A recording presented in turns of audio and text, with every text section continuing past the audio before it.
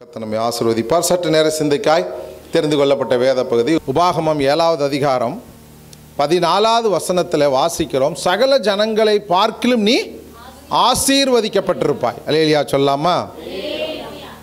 உலகத்தில் உள்ள ஜனங்களை பார்க்கிலும் நீங்களும் நானும் ஆசீர்வதிக்கப்பட்டவர்கள். ஆனால் உலகத்தில் இருப்பவர்களை காட்டிலும் நம்ம ரொம்ப கஷ்டத்தில் இருக்கிறோம், பிரச்சனையில் இருக்கிறோம், போராட்டத்தில் இருக்கிறோம், வேதனையில் இருக்கிறோம். அப்படின்னா அந்த ஆசீர்வாதம் இல்லை. அல்லேலூயா சொல்லாமா? சகல ஜனங்களை பார்க்கல நீர் ஆசீர்வதிக்கப்பட்டிருப்பாய். அப்படின்னா எதுவுமே இல்லை என்றாலும் நிம்மதியான ஒரு வாழ்வு, எதுவுமே இல்லை என்றாலும் சமாதானமான ஒரு வாழ்வு. அல்லேலூயா சொல்லாமா? ஒரு ஏழை விதவை காணிக்கை போடுறாங்க. அந்த காணிக்கையை கர்த்தர் அங்கீகரிக்கிறார், தேவன் அங்கீகரிக்கிறார். ஏன் அங்கீகரிக்கிறார் அப்படின்னா அந்த அம்மாவுக்கு அவ்வளவுதான் இருந்த காசே. அல்லேலூயா சொல்லாமா? அவ்வளோதான் அந்த அம்மாக்கிட்ட இருந்த பணமே. அடுத்த வேலைக்கு என்னன்னு அந்த அம்மாவுக்கு உத்தரவாதம் இல்லை. அந்த பணத்தை கொண்டு வந்து தேவ சமூகத்தில் கொடுத்தாங்களே, அதுதான் சகல ஜனங்களை பார்க்கலும் ஆசீர்வதிக்கப்பட்டேன். நிறைய பணம் இருந்தவங்களாம் கொண்டாந்து போட்டாங்க, நிறைய கட்டுக்கட்டாக பணத்தை போட்டிருப்பாங்க. ஆனால் அவர்களை காட்டிலும் நாளைக்கு எனக்கு இல்லை, அடுத்த வேலைக்கு எனக்கு ஒன்றும் இல்லை, என்கிட்ட இருக்கிறது இந்த 2 காசு தான், இதை நான் தேவனுக்கு தருவேன் அப்படிங்கிற மனசு, அந்த உணர்வு இருக்குது பார்த்தீங்களா, அதுதான் ஆசீர்வதிக்கப்பட்டது. அல்லேலூயா சொல்லாமா? அதுதான் ஆசீர்வதிக்கப்பட்ட வாழ்வு. ஏன் சொல்கிறேன்னா அது ஒரு உதாரணத்துக்காக நான் சொல்கிறேன். காணிக்கை நமக்கு முக்கியம் அல்ல, அந்த மனது, அந்த உணர்வு உங்களுக்கு எனக்கும் இருக்க வேண்டும். அல்லேலூயா. நாளைக்கு அப்படின்னு நம்ம எதையுமே இறுக்கி பிடிச்சிக்கூடாது. நாளைக்கு நம்ம இருப்போமா இல்லையான்னு தெரியாது. அடுத்த நிமிஷம் மனிதனுடைய வாழ்க்கைக்கு உத்தரவாதம் இல்லை. அப்படிப்பட்ட வாழ்க்கையில் நீங்கள் சமாதானமாக, சந்தோஷமாக, நிம்மதியாக இருக்கிறது தான் சகல ஜனங்களை பார்க்கிலும் ஆசீர்வதிக்கப்பட்டவர்கள். உங்கள் மிருக ஜீவன் ஆண் பெண் மலடியாக இருப்பதில்லை அப்படின்னா எந்த விதமான குறைவும் இல்லாமல், எந்த விதமான பற்றாக்குறையும் இல்லாமல், எந்த விதமான தரித்திரமும் இல்லாமல், எந்த விதமான பிரச்சனைகளும் இல்லாமல் இரவில் படுத்தால் நிம்மதியான ஒரு தூக்கம், காலையில் எழுந்து வேலைகளை பார்ப்பதற்கு ஒரு உற்சாகம், வேலையிலே நல்ல ஆசீர்வாதம், நல்ல ஒரு தேவையான வருமானம், அந்த வருமானத்தில் தேவையான செலவுகள், அந்த செலவுகள் போக மிகுதி. அல்லேலூயா சொல்லாமா? இதுதான் ஆசீர்வதிக்கப்பட்ட வாழ்க்கையை ஒழிய அம்பானி, அதானி, டாட்டா, பிர்லா இவங்க தான் ஆசீர்வதிக்கப்பட்டவங்கன்னு நம்ம கற்பனையில் உலக ஆசீர்வாதத்தை குறித்தே பேசிக்கிட்டு இருக்கிறோம். ஆவிக்குரிய வாழ்க்கையில், தேவனோடு கூட கிட்டி சேரக்கூடிய வாழ்க்கையில், தேவனோடு கூட நடக்கக்கூடிய வாழ்க்கையில் நீங்களும் நானும் நிறைவு பெற்றோம்னா அதுதான் ஆசீர்வாதம். அல்லேலூயா சொல்லாமா? 13வது வசனத்தை படிங்க, அதுக்கு மேலே.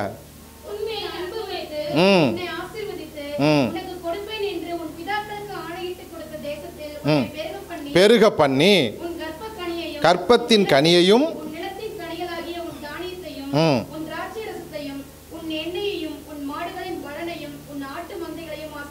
ஆமென். அல்லேலூயா சொல்லாமா? உன்மேல் அன்பு வைத்து உன்னை ஆசீர்வதித்து உனக்கு கொடுப்பேன் என்று பிதாக்களுக்கு ஆணையிட்டு கொடுத்த தேசத்திலே உன்னை பெருக பண்ணி. அல்லேலூயா சொல்லாமா? அப்போ தேவன் நமக்கு அவருடைய பிள்ளையாக மாறும்போதே நமக்கு ஆணையிட்டு கொடுத்துட்றார். பிதாக்களை நான் எப்படி ஆசீர்வதித்தோனோ அந்த ஆசீர்வாதத்தின்படி உன்னை நடத்துவேன் என்று சொல்லி தேவன் ஆணையிட்டு கொடுக்கிறார். ஆபிரகாம் இயற்கையாகவே பணக்காரன். சாதாரணமாகவே ஆண்டவர் அழைப்பதற்கு முன்பாக ஆபிரகாம் எப்படிப்பட்டவன் தான்? பணக்காரன் தான். அவன் சீமானாக இருந்தான் அப்படின்னு சொல்லுவான். அப்படிப்பட்டவனை தான் ஆண்டவர் அழைக்கிறார். அழைத்து அவனை ஆசீர்வதித்து பலுகி பெருக பண்ணி திரளான செல்வங்களை கொடுத்து உலக பிரகாரமான ஆசீர்வாதத்தினாலும் ஆவிக்குரிய ஆசீர்வாதத்தினாலும், அல்லேலூயா சொல்லாமா, அவனை அதுதான் சகல ஜனங்களை பார்க்கிலும் நீ ஆசீர்வதிக்கப்பட்டிருப்பாய். அவனுடைய மகனும் அதே போல தான். ஈசாக்கும் அப்பா செல்வ சீமானாக இருந்தால் பையனும் சீமான் தான். ஆனால் அந்த தேசத்தில் பஞ்சம் உண்டான பொழுது அந்த பஞ்ச காலத்திலும் தேவன் ஈசாக்கு விதை விதைத்தான், கர்த்தர் 100 மடங்கு ஆசீர்வதித்தார், பலன் கொடுத்தார். அப்போ அதுதான் ஆசீர்வாதம். மற்ற ஜனங்களுக்கெல்லாம் தண்ணி இல்லை, ஆனால் ஆண்டவர் இவனை ஆசீர்வதிக்கிறார். மற்ற ஜனங்களுக்கெல்லாம் உணவு இல்லை, கர்த்தர் இவனை ஆசீர்வதிக்கிறார். இவனும் சீமானாக இருந்தான்னு போடப்பட்டிருக்கிறது, திரளான செல்வங்களின் பெருக்கத்தில் இருந்தான்னு போடப்பட்டிருக்கிறது. அப்போது சகல ஜனங்களை பார்க்கிலும் ஆசீர்வதிக்கப்பட்டிருப்பாய் அப்படின்னா செல்வங்களினால் மட்டுமல்ல, ஆவிக்குரிய வாழ்க்கையிலும் கர்த்தர் நம்மை ஆசீர்வாதமாக வைத்திருப்பார். அல்லேலூயா. 15வது வசனத்தை வாசிக்கிறோம். சகல நோய்களையும் உன்னை விட்டு விலக்குவார், உனக்கு தெரிந்திருக்கிற எகிப்தியரின் உன்மேல் வரப்பண்ணாமல். ஆமென், அல்லேலூயா சொல்லாமா? நோய் இல்லாத வாழ்வு, நோயற்ற வாழ்வே அதான் சகல ஜனங்களை பார்க்கிலும் ஆசீர்வதிக்கப்படும். நோய் இல்லாத வாழ்க்கை அது எவ்வளோ பெரிய ஆசீர்வாதம். ஆஸ்பத்திரிக்கு போனால் தான் உங்களுக்கு தெரியும். திரளான கூட்டங்கள். சாந்தி கியர்ஸுக்கு போனீங்கன்னா காலையில் 6 மணிக்கு 1000 பேர் பிளட் டெஸ்ட் எடுக்கிறான். ஒருத்தர் 2 பேர் இல்லை, எத்தனை பேருங்க? 1000 பேர் எடுக்கிறதுக்கு அவனுக்கு டைமே பற்ற மாட்டேங்குது. 10 கவுண்டர் போட்டிருக்கிறான். 10 கவுண்டருக்கும் ஆள் போய்கிட்டே இருக்குது. அப்போ எவ்வளோ பேர் நோயில் இருக்காங்கன்னு பாருங்கள். எத்தனை பேர் வைத்தியம் பார்க்குறான்னு பாருங்கள். எத்தனை ஹாஸ்பிட்டலில் மக்கள் இருக்காங்க. ஒவ்வொருத்தருக்கும் ஒவ்வொரு விதமான நோய். அல்லேலூயா சொல்லாமா? சகல நோய்களையும் உன்னை விட்டு விலக்குவார். அதான் ஆசீர்வாதம். வேறு என்ன வேணும்? மருத்துவத்திற்கென்று இன்றைக்கி செலவு பார்த்தீங்கன்னா ஏகத்துக்கு செலவு பண்ணுறோம். 1 ரூபா 2 ரூபாலாம் கிடையாது, ஏகத்துக்கு செலவு. ஒரு டெஸ்ட்டுக்கு, ஒரு ஒரு ஒரு மருந்துக்கு, ஒரு மாத்திரைக்கு, ஒரு ஊசிக்கு எவ்வளவு செலவு பண்ணுகிறோம். அதெல்லாம் கணக்கு போட்டு பாருங்கள், கோடிக்கணக்கான ரூபாயாக இருக்கும். நாம் ஒருவருக்கு நோய் இல்லாமல் வாழ்ந்தால் நம் குடும்பமே நோய் இல்லாமல் வாழும். அல்லேலூயா சொல்லாமா? அந்த ஆசீர்வாதத்தை கர்த்தர் தருகிறேன் என்று சொல்லுகிறார். சகல நோய்களையும் உன்னை விட்டு விலக்குவார். எகிப்திற்கு உனக்கு தெரிந்திருக்கிற வியாதினா என்ன? 10 வாதைகளை கர்த்தர் கட்டளையிட்டார். இஸ்ரவேல் ஜனங்களை வெளியில் விட முடியாமல் பார்வோன் வந்து மனம் கடினப்பட்டதுனால கர்த்தர் வாதைகளை, ஒவ்வொரு வாதைகளாக அனுப்புகிறார். எந்த வாதையும் உன்னை அணுகாது, உன்னை பகைக்கிறவர் மேல் பரப்பண்ணுவேன்னு சொல்கிறார். அதுக்கு எதிர்ப்பதமும் கொடுக்குறார். நம்மை பகைக்கிறவர்கள், நமக்கு நமக்கு பிரச்சனையை உண்டு பண்ணுகிறவர்கள், நமக்கு வேதனையை கூட்டி கொடுக்கிறவர்கள், இவர்களுக்கு நீ பார்த்துருக்கிற அந்த வியாதியை வரப்பண்ணுவேன், உனக்கு அந்த வியாதி எதுவும் வராது. அதான் சகல ஜனங்களை பார்க்கிலும் ஆசீர்வாதமாக இருக்கிறது. நோய் நொடி இல்லாத ஒரு வாழ்க்கை. நீங்களும் நானும் ஒருவேளை பலவீனத்திலே, நோய்களிலே அதுக்கான பணம் எதுவோ செலவு பண்ணிகிட்டு இருக்கிறீங்கன்னா கர்த்தர்கிட்ட ஜெபம் பண்ணுங்க. ஆண்டவரே, இந்த வசனத்தை என் வாழ்க்கையில் நிறைவேற்றுங்க. சகல நோய்களையும் உன்னை விட்டு விலக்குவேன்னு சொல்லியிருக்கிறீங்க. எனக்கு எந்த நோய் நொடியும் இருக்கக்கூடாது. நான் வாங்குகிற வருமானம் எனக்கு பிரயோஜனமாக இருக்கணும், அது வீணும் விரவுமாக செலவாயிடக்கூடாது அப்படின்னு நீங்கள் ஜெபம் பண்ணுங்க. கர்த்தர் அவருக்கு சித்தமானால் வருகிற 10வது மாதம் நோய்களிலிருந்து ஒரு பெரிய விடுதலையை தருவார். அல்லேலூயா சொல்லாமா? அதுவே நமக்கு ஒரு பெரிய ஆசீர்வாதம், அதுவே நமக்கு ஒரு பெரிய நன்மை. அந்த ஆசீர்வாதத்தை கர்த்தர் உங்களுக்கு தந்து புதிய மாதம் ஒரு ஆசீர்வதிக்கப்பட்ட மாதமாக இருக்க நீங்கள் நானும் ஜெபம் பண்ணுவோம். அல்லேலூயா சொல்லாமா? 1 சாமுவேலின் புஸ்தகம் 26வது அதிகாரம், 1 சாமுவேலின் புஸ்தகம் 26வது அதிகாரம், அது 25வது வசனம்.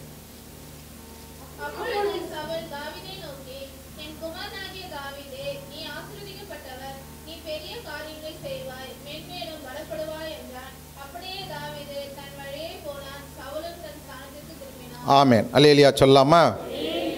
சவுல் தாவீதை ஆசீர்வதிக்கிறான். ஆனால் வசனம் சொல்லுகிறது, அந்த தாவீதை கொலை செய்வதற்கு பலமுறை முயன்றவன். அல்லேலூயா சொல்லாமா? ஏன்னா கோலியாத்தை ஜெயித்த உடனே மக்கள் எல்லாம் அப்படியே யார் பக்கம் திரும்புகிறாங்க? தாவீது பக்கம் திரும்புகிறாங்க. தாவீது சிறப்பானவன், தாவீது செய்த காரியம் சரியானது, தாவீதுக்கு ஆண்டவர் வெற்றி கொடுத்தார் அப்படின்னு தாவீது மேலே பாசம் வைக்கிறாங்க.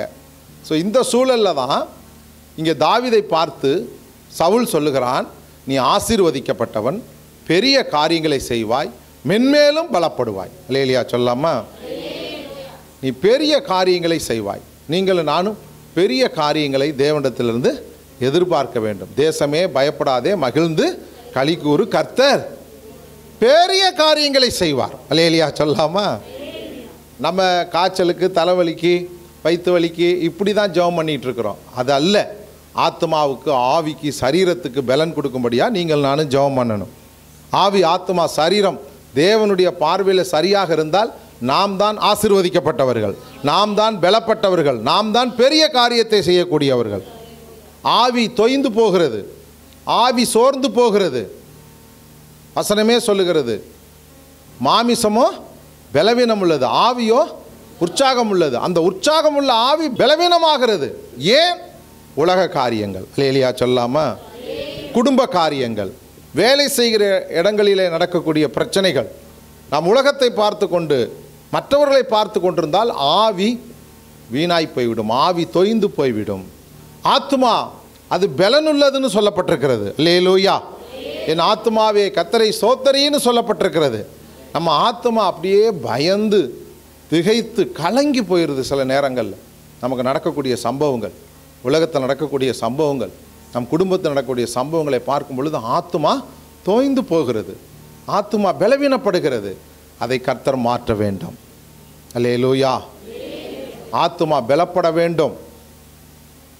சரீரம், ஆவி, ஆத்மா, சரீரம், இந்த மூணாவது சரீரம். சரீர அளவில் அநேகர் பலவீனமாக இருக்கிறார்கள். ஏதோ ஒரு பிரச்சனை அவர்களை வந்து தாக்குகிறது, ஏதோ ஒரு பிரச்சனை அவங்களுக்கு வாழ்க்கையில் அடிக்கடி வந்து தடுமாற்றங்களை ஏற்படுத்துகிறது. இந்த ஆவி, ஆத்மா, சரீரம் சரியாக இருந்தால் சகலத்திலும் ஆசீர்வதிக்கப்பட்டவர்கள்.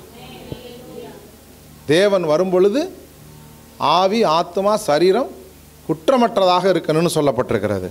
அவருடைய வருகை வெகு சீக்கிரம். அப்படி வருகையை எதிர்கொள்ள நீங்களும் நானும் ஆயத்தப்பட வேண்டும் என்று சொன்னால் ஆவி, ஆத்மா, சரீரத்தை கரைதிரை அற்றதாய் பார்த்து கொள்ள வேண்டும். அதுதான் ஆசீர்வாதம். அல்லேலூயா சொல்லாமா. இந்த ஆசீர்வாதம் சரியாக இருந்தால் உலக ஆசீர்வாதம் ஆட்டோமேட்டிக்காக வந்துடும். நம்ம எதுக்கு முதலிடம் கொடுக்கணுமோ அது கொடுக்காம மற்ற காரியங்களுக்கு முதலிடம் கொடுக்குறோம். நாம் முதலிடம் கொடுக்க வேண்டியது நம்முடைய ஆவி, ஆத்மா, சரீரம் தேவனுக்கு முன்பதாக குற்றமற்றதாக இருந்தால் மற்ற ஆசீர்வாதங்கள் தானாக வந்து சேரும். அல்லேலூயா. 24 படிங்க.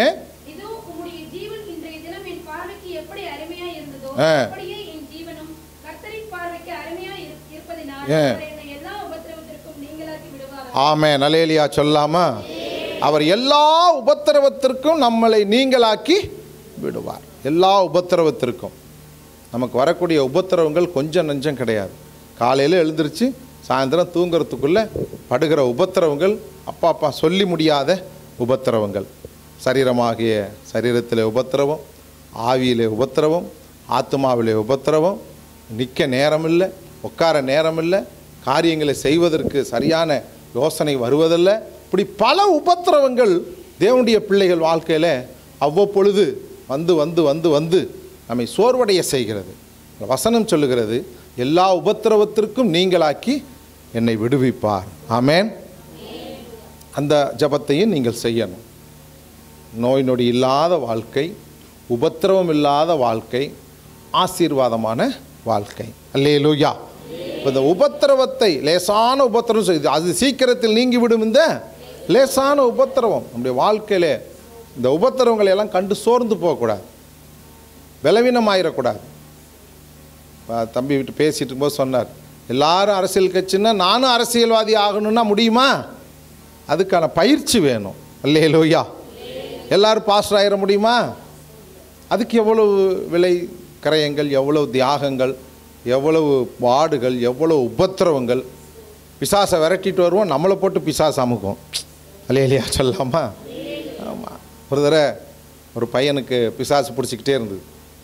அவனுக்கு என்ன கெட்ட பழக்கம்னா, யாரை பார்த்தாலும் காரி துப்பிடுவான். அந்த ஒரு அசுத்த ஆவி. அதுக்கு பேசிக்கிட்டே இருப்பான், தமையன்னு துப்பிடுவான். இந்த ஆவி அவனை பல ஆண்டுகளாக போட்டு உபத்திரவப்படுத்திக்கிட்டே இருந்துச்சு. இப்போ என்கிட்ட கொண்டு வந்தாங்க, ஐயா இந்த பையன் இப்படி கஷ்டப்படுறாயா, பிரச்சனையாக இருக்குயா, ஆனால் முன்கூட்டியே சொல்லிட்டாங்க, உங்கள் மேலேயும் துப்புனாலும் துப்பிடுவாயா, அதனால் பார்த்துக்கிடுங்க, இவனுக்கு துப்புறது ஆவி அப்படின்னு சொல்லி. சரி, அப்புறம் நம்மக்கிட்ட வந்தால் நாங்களாம் அடிச்சு கிடிச்சு பாஸ்டர்மாக்கெலாம் தெரியும், பயங்கரமாக பேய் ஓட்டின காலம் உண்டு. அல்லேலூயா. அப்படியெல்லாம் ஓட்டி ஓட்டி ஒரு வழி ஆனது தான் மிச்சம். அல்லேலூயா. ஆனால் கர்த்தர் குணம் கொடுத்தார், கர்த்தர் விடுதலை கொடுத்தார். எல்லா பிசாசின் கிரிகளை எடுத்து போட்டோம். அல்லேலூயா. அது ஆதிகால ஊழியத்தில் அப்படி ஒரு விசேஷித்த கிருபை இருந்தது. இப்போ இந்த பையனை கொண்டு வந்துட்டாங்க. இப்படி தான் சர்ச்சில் உட்கார, சின்னதாராபுரங்கிற இடத்துல சர்ச்சில் உட்கார வச்சு ஜெபம் பண்ணிகிட்டு இருக்கிறோம். எல்லாம் சுற்றி ஜெபம் பண்ணுறாங்க. நான் மட்டும் கண்ணை திறந்துக்கிட்டேன். ஏன்னா யார் மேலே துப்புறான்னு தெரியாது. ஜனங்கள்லாம் கண்ணை மூடி ஜெபம் பண்ணிக்கிட்டே இருக்கிறாங்க. திடீர்னு துப்பை எடுத்தான் பாருங்க, நான் திருப்பி துப்பிட்டேன். அப்படியே மயங்கி விழுந்துட்டான். அல்லேலூயா. நான் மற்றவங்களை ஜெபம் பண்ணிட்டு எச்சியை ரெடி பண்ணி வச்சுருந்தேன் நிறையா. இந்த ஆவிக்கு இந்த ஆவினால தான் போகும்னு சொல்லி. அல்லேலூயா. துப்புனவனே மயக்கடிச்சு விழுந்தவன் தான். எழுந்திரிச்சவனே கிளியர் ஆகிட்டான், ரட்சிக்கப்பட்டான், ஞானஸ்தானம் எடுத்தான். நம்ம பைபிள் காலேஜில் போய் படித்தான். இப்போ வைகை டைமில் ஊழியம் செய்கிறான். அந்த பையன் பேர் ஜோஸ்வா. லேலியா சொல்லாமா? பார்த்தீங்களா எப்படி ஆவி வேலை செய்யுதுன்னு? எதிர் தாக்குதல்.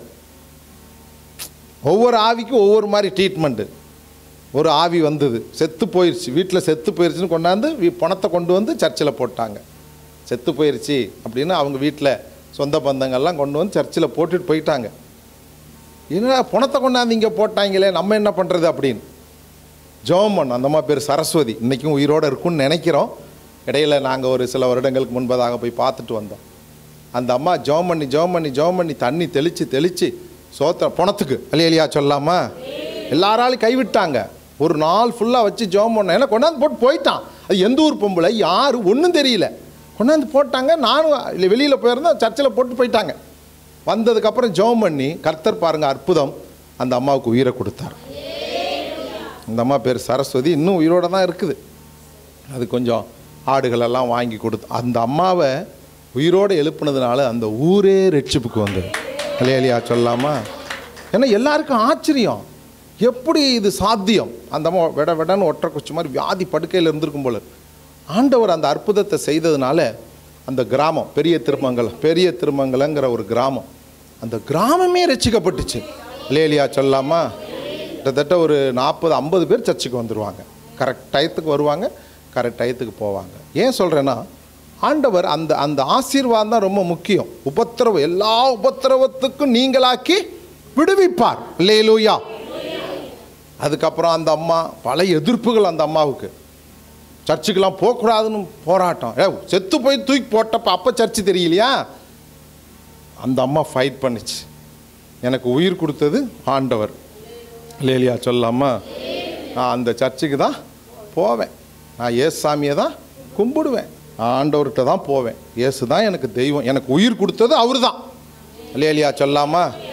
கடைசி வரைக்கும் அந்த அம்மா சபையை விட்டு பிரியவே இல்லை. அல்லேலூயா. இந்த உபத்திரவத்துக்கு நீங்களாக்குறதுனா அதான் முக்கியம். அந்த அம்மாவுக்கு ஏற்பட்ட உபத்திரவத்தை நீங்களாக்கி விட்டதுனால கர்த்தர் ஆசீர்வாதத்தை கொடுத்தார். அல்லேலூயா. சத்தமாக சொல்லாமா? இதெல்லாம் பிசாசு விரட்டுறது, மற்ற காரியங்கள், இதையெல்லாம் கர்த்தர் எப்போ செய்யணுமோ அப்போ செய்வார். இன்னொரு ஊரில் 7 வயசு வரைக்கும் நடக்காது, படுத்த படுக்கையாக தான் இருக்கும், 2 காலும் ஊனமான கால். கர்த்தர் அந்த குடும்பத்துக்கு போய் ஜெபம் பண்ண சொன்னார். அது ஒரு புது கிராமந்தான். நைட்டு ஜெபம் பண்ணுறோம். கூரை வீடு, அவங்க வீடு கூரை வீட்டுக்குள்ளே பூந்து அந்த குழந்தைக்காக எண்ணெய் பூசி ஜெபம் பண்ணிவிட்டு, ஆண்டவர் உங்களுக்கு உதவி செய்வார், ஆண்டவர் இந்த குழந்தைய சுகமாக்குவார், அற்புதம் செய்வார்னு சொல்லிட்டு வந்தோம். காலையில் அந்த குழந்தை எழுந்து ரோட்டில் ஓடிக்கிட்டு இருந்திருக்கு. வீட்டில் இருக்கிறவங்களாம் தூங்கிட்டு இருக்கிறாங்க, அந்த குழந்தை எழுந்திரிச்சு என்ன செய்யுது? ரோட்டில் ஓடிக்கிட்டு இருக்குது. ஜனனி அந்த பொண்ணு பேர். யாருக்குமே நம்ப முடியல. 7 வருஷமாக இப்படியே கடந்ததேடா, இன்றைக்கி எப்படி? காலையில் எழுந்திரிச்சு அது ரோட்டில் நடந்து போயிடுச்சு, வீட்டை விட்டு வெளியே வந்து ரோட்டுக்கு நடந்து போயிடுச்சு. எல்லாருக்கும் ஆச்சரியம், என்ன நடந்தது? அந்த ஊரில் என்ன தவிர வேறு எந்த கிறிஸ்டின் போனாலும் விரட்டி விட்டுருவாங்க. அல்லேலூயா சொல்லாமா? ஒரே ஒரு பஸ்ஸு தான் அந்த ஊருக்கு போகும். அந்த பஸ்ஸில் இறங்கும்போதே ஒரு அம்மா, செல்லம்மான்னு ஒரு பாட்டி, அங்கனே தான் உட்காந்துருக்கோம், அதே இடத்துல தான் உட்காந்துருக்கோம். யாராவது ஜெபம் பண்ண வர்றோன்னு யார் வந்தாலும் அப்படியே பஸ்ஸில் ஏற்றி அமுச்சு விட்ரும். ஓடிரு, எங்கள் பாஸ்டரு புதன்கிழமை வருவார். அல்லேலூயா. அந்த ஒரு அற்புதத்தை செஞ்சு அவர்கள் குடும்பம் எல்லாம் ஊட்டிக்காரவங்க. அந்த குடும்பத்தில் உள்ள சொந்த பந்தம்லாம் ஊட்டிக்காரவங்க. அந்த ஊட்டியில் இருக்கிற அத்தனை குடும்பங்களும் ரட்சிக்கப்பட்டாங்க. அல்லேலூயா. ஏன் சொல்கிறேன்னா, ஆண்டவர் செய்வார். செய்ய வேண்டியவர்களுக்கு செய்ய வேண்டிய நேரத்தில் செய்வார். அது நமக்கே தெரியாது, ஜெபிக்கிற நமக்கே தெரியும். ஆனால் ஜெபத்தை மட்டும் நம்ம என்ன செஞ்சிடக்கூடாது, விட்டுறக்கூடாது. அல்லேலூயா. அப்புறம் அந்த பொண்ணு சரியாச்சு, நடந்தது, அதுக்கு இப்போ திருமணம்லாம் ஆயிருக்குன்னு நினைக்கிறேன். அவங்க குடும்பம் ரட்சிக்கப்பட்டுச்சு. கணவர் பயங்கரமான போராட்ட குடிகாரன், அவன் ரட்சிக்கப்பட்டான். சொந்த பந்தமெல்லாம் பயங்கரமான சிக்கலில் உள்ளவங்க. கோயிலில் தவுல் அடிக்கிற ஒருத்தர் சாமிநாதன், அவர் ரட்சிக்கப்பட்டார். இங்கே வர்றேன்னாரு. எப்போ வருவாங்கன்னு தெரியல. தவுளோடு வர்றையா ஒரு நாள் நம்ம சர்ச்சில் நான் பாட்டுக்கு தவுள் வாசிக்கணுன்னாரு. நம்ம ரிஸ்க் எடுத்து அங்கேருந்து கொண்டு வரணுமா அப்படிங்கிறதுனால தான் பெண்டிங் போட்டிருக்கோம். அந்த அளவுக்கு அவர் பயங்கரமான குடிக்காரன், அந்த தவுள் அடிக்கிறவர். அவர் மனம் மாறினார். அல்லேலூயா. ஆண்டவர் கரெக்டாக புது வருஷ ஆராதனைக்கு, கிறிஸ்மஸ் ஆராதனைக்கெல்லாம் தவுளோடு ஆஜராகிடுவார். அப்படி தேவன் இந்த அற்புதங்கள்லாம் எதுக்கு சொல்லிக்கிட்டு இருக்கிறேன் அப்படின்னா, நிச்சயமாக கர்த்தர் நம்முடைய வாழ்க்கையில உபத்திரவத்தோடு வாழ்வதற்கு அனுமதிக்க மாட்டார். அல்லேலூயா. சில நேரங்களில் போராட்டங்கள், பிரச்சனைகள், பாடுகள் நமக்கு ஒருவேளை வரலாம். ஆனால் அதையெல்லாம் கர்த்தர் மாற்றி நம்மை சகல ஜனங்களிலும் ஆசீர்வாதமாக இருப்பதற்குத்தான் உங்களை என்னையும் அழைத்திருக்கிறார். அல்லேலூயா. சங்கீதம் 103:13. சங்கீதம் 103:13. தகப்பன் தன் பிள்ளைகளுக்கு இறங்குகிறது போல கர்த்தர் தமக்கு பயந்தவர்களுக்கு இறங்குகிறார். அல்லேலூயா சொல்லாமா? தகப்பன் தன் பிள்ளைகளுக்கு இறங்குகிறது போல அப்படின்னா, ஒரு தகப்பன் தன்னுடைய பிள்ளைக்கு எந்த பாதிப்பும் வராதபடி பாதுகாப்பாக வச்சிருப்பார். அல்லேலூயா. அதே போல கர்த்தருக்கு பயந்தவர்களுக்கு கர்த்தர் இரக்கம் பாராட்டுகிறார். அதான் ரொம்ப முக்கியம். தகப்பனுக்கு நம்ம கீழ்ப்படிந்தால் எப்படியெல்லாம் தகப்பன் நமக்கு என்னென்னலாம் வேணுமோ அதெல்லாம் வாங்கி கொடுப்பாரோ, அதுபோல் கர்த்தருக்கு நீங்கள் நானும் கீழ்ப்படிந்து அவருக்கு பயந்து வாழ்ந்தோம் என்று சொன்னால் இரக்கம் பாராட்டுகிறவராய் இருக்கிறார். அல்லேலூயா. சத்தமாக சொல்லாமா? உங்கள் தகப்பன்களை எல்லாம் நீங்கள் ஒரு நிமிஷம் யோசனை பண்ணிக்கிடுங்க. உங்களுடைய பெற்றோர்களை யோசனை பண்ணி பாருங்க. சின்ன பிள்ளைங்களாக இருந்தாலும் சரி, பெரியவங்களாக இருந்தாலும் சரி, உங்களை எப்படி சீராட்டி பாராட்டி, உங்களை எறும்பு கடிக்காமல், ஈ கடிக்காமல், உங்களுக்கு வியாதி வந்த நேரத்துலலாம் அவங்க முழிச்சிக்கிட்டு இருந்துட்டு, உங்களுக்கு பிரச்சனை வர நேரத்தெல்லாம் தாங்கிக்கிட்டு, உங்களோடு கூட பிரயாணம் பண்ணி உங்களை வளர்த்து ஆளாக்கி இந்த அளவுக்கு உங்களை வச்சுருக்கிறாங்கன்னா, பெற்றோர்களுக்கு நாம் கீழ்ப்படிந்தால் நமக்கு சலுகைகளை செய்வார்கள். அல்லேலூயா. அதே போல் தேவனுக்கு நீங்களும் நானும் கீழ்ப்படிந்தால் சகல ஜனங்களை காட்டிலும் நம்மை ஆசீர்வாதமாக வைப்பார். சங்கீதம் 9வது சங்கீதம் 18வது வசனம். சங்கீதம் 9:18. எளியவன் என்றைக்கும் மறக்கப்படுவதில்லை, ஒருபோதும் கெட்டு போவதில்லை. அல்லேலூயா சொல்லாமா? நீங்கள் நானும் எளியவர்களாக தான் இந்த தேசத்தில் இருக்கோம் இல்லையா? நம்ம பின்னாடி ஒரு 10,000 பேர் வர முடியுமா? முடியாது. நம்ம வீட்டுக்காரரே நம்ம பின்னாடி வரமாட்டேங்கிறாரு. வீட்டுக்காரமே நம்ம பின்னாடி நீப்பா பஸ் ஸ்டாண்டுக்கு வரேன் அப்படின்னு சொல்லிட்டு வீட்லேயே உக்காந்துக்கிறோம் இல்லையா? அந்த மாதிரி தான் சூழ்நிலைகள் நமக்கு இருக்குது. நம்ம எளிய வாழ்க்கை தான் வாழ்கிறோம். சிறுமைப்பட்டவர்களாக தான் இருக்கோம். இன்னும் சொல்லப்போனால் இந்தியாவில் மைனாரிட்டியாக தான் இருக்கோம். உலகத்தில் வேணால் மெஜாரிட்டியாக இருக்கலாம். இந்தியாவை பொறுத்த வரைக்கும் நீங்கள் நானும் மைனாரிட்டி, சிறுபான்மை மக்கள் தான். ஆனால் ஒருபோதும் கெட்டு போவதில்லை. அல்லேலூயா சொல்லாமா? கர்த்தரை நம்புகிற பிள்ளைகள் ஒருபோதும் கெட்டு போவதில்லை. தேவன் பாதுகாக்கிறார். தேவன் நம்மை முடிசூட்டுகிறார். தேவன் நம்மை புடமிடுகிறார். தங்கத்தை நெருப்பில் போட்டு போட்டு போட்டு போட்டு காய்ச்ச காய்ச்ச காய்ச்ச காய்ச்ச அதில் உள்ள அழுக்கெல்லாம் போகுமே ஒழிய தங்கம் ஒருபோதும் அழிந்து போகாது. அதே போல் தான் தேவன் நம்முடைய வாழ்க்கையில் நம்மை சுத்த பொன்னாக புடமிடுவதற்காக தான் சில போராட்டங்கள், சில பிரச்சனைகள் நம்முடைய வாழ்க்கையில் வருகிறது. ஆனால் ஒருபோது நீங்கள் கெட்டு போவதில்லை. அல்லேலூயா. நீதிமொழியின் புஸ்தகம் 16:33. நீதிமொழிகள் 16:33. சீட்டு மடியிலே போடப்படும், காரிய சித்தியோ கர்த்தரால். அல்லேலூயா சொல்லாமா? இப்போ நான் சொன்னதெல்லாம் சீட்டு மடியில் போட்டிருக்கு. நீங்கள் அதை எப்படி யூஸ் பண்ணுறீங்கிறது தான் ஒரு வித்தியாசம். எப்படி நீங்கள் அதை பயன்படுத்திக்க போகிறீங்க. காரிய சித்தி கர்த்தரால் வரும். அல்லேலூயா. நீங்கள் நானும் நல்ல காரியங்களுக்காக, நல்ல ஆசீர்வாதங்களுக்காக, நல்ல கிருபைகளுக்காக, நல்ல வரங்களுக்காக, நல்ல வல்லமைகளுக்காக, வாழ்க்கையில் ஒரு நல்ல மேன்மை உண்டாகும்படியாகத்தான் பிரயாசப்பட்டு இருக்கிறோம் இல்லையா? யார் கீழ் நோக்கி போகிறதுக்கு பிரயாசப்பட மாட்டோம். ஒரு படி ஏற்கனவே இருந்ததை காட்டிலும் ஒரு படி மேலே தான் நம்ம போக விரும்புவோம். அல்லேலூயா சொல்லாமா? அது ஆண்டவரால் உண்டாகும். அந்த காரிய சித்தி கர்த்தரால் வரும். கர்த்தருக்கு சித்தமானது அவர் கையினால் வாய்க்கும். அல்லேலூயா. தேவன் பேரில் நம்முடைய காரியங்களை ஒப்பு கொடுப்போம். தேவன் நம்மோடு கூட இடைப்பட வேண்டும். தேவனுக்கு பிரியமான காரியங்களை நீங்கள் நானும் செய்ய வேண்டும். அல்லேலூயா. அப்போ சகல ஜனங்களை பார்க்கிலும் கர்த்தர் நம்மை ஆசீர்வதிப்பார். எந்த நோய் நொடி வராதபடி பாதுகாப்பார். எல்லா உபத்திரவங்களிலிருந்தும் விடுதலை தருவார். அவரை நம்புகிற உங்களை கெட்டுப்போக விடமாட்டார். காரிய சித்தி கர்த்தரால் வரும். இதுதான் இந்த வசனத்தினுடைய முழு காரியங்கள்.